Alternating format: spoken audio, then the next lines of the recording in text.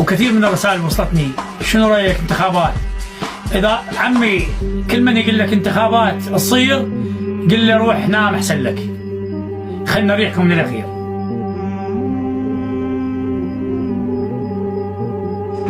يا عراقيين اذا عندكم غيره انتفضوا على هذول الاطفال وطلعوهم، راح يبيعونهم. والخبر اليوم اللي وصل راح يسفرونهم لغير مكان، للسليمانيه، يبعدونهم شويه على مود يبيعونهم للدول اللي شوف يا دوله تريد اعضاء. نعم هاي تجارتهم. اطفال عراقيين هذول عوالم يبكون ليل ونهار، ناس متنفذه ميليشيات.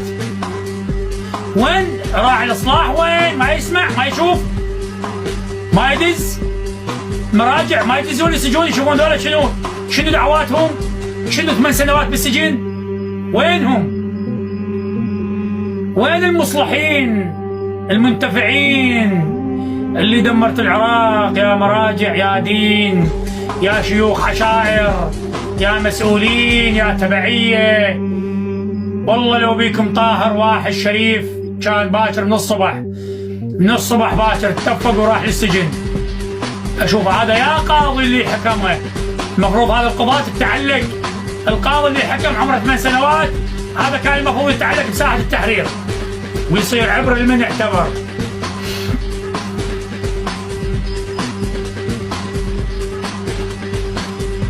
هاي سوالفكم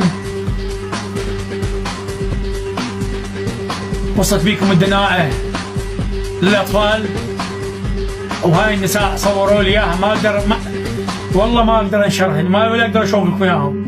نسوان عاريات وشامرينها على صبة السجن بالميليشيات ويساومون بيهن.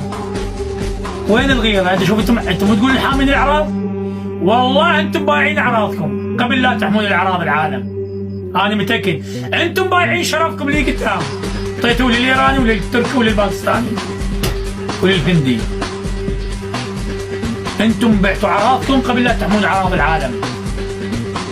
واذا عندكم عرض وعندكم شرف اطلقوا سراح النساء اللي شنو يعني، واذا حلوه تبتلي على عمرها،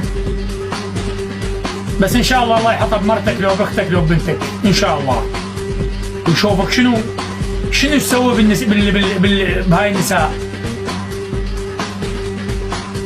والله انتم مو اشراف. كل الميليشيات التابعه ولائها لايران هذول خسه ونداله